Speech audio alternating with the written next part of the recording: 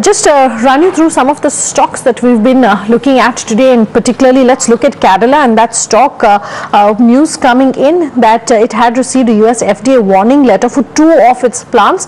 The stock cracked nearly 10% when the news came out, and now continuing its free fall, holding at its lowest levels, almost 14 to 15% lower on that stock.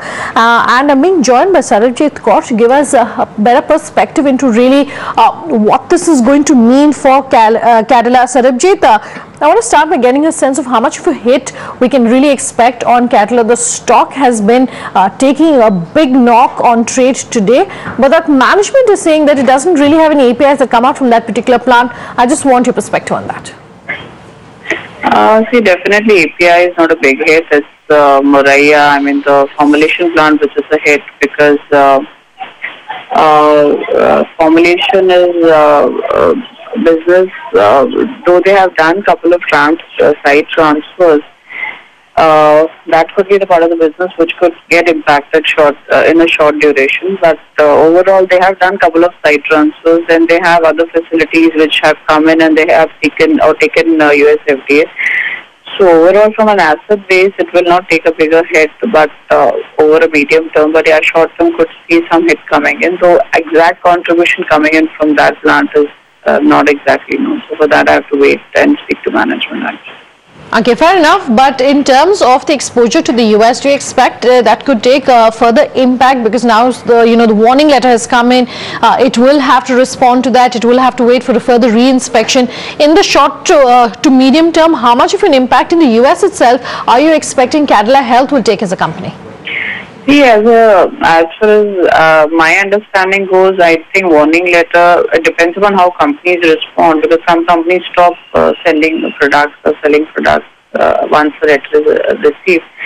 But many companies, until import alert happens, continue to do that. So I guess it depends on how they respond, because they haven't spoken after the news has come in. So for me to put it numerically, it's very difficult. But apart from that, I think it's a setback because it's coming after 1 year. 1 year they have got 483. So API was a surprise because that was not in the radar. But nonetheless, even the formulation plant, which was under radar, after 1 year also, if they're getting a warning letter, means that it will take longer than required time to get into it. Okay, I just want to get a sense from you. Sun Pharma, for example, after it received the US FDA warning letter for one of its plants, moved some of its products to its other plant, and that helped to really limit the kind of impact, at least that the stock was seeing. And of course, in the short term, the kind of a plan B that it had for its drugs. Do you think that's a plan or a strategy really that is available to a Cadila as well? Yeah, it's a strategy available to all pharma companies, because all pharma companies now are aware of the risk that they're concerned with US FDA.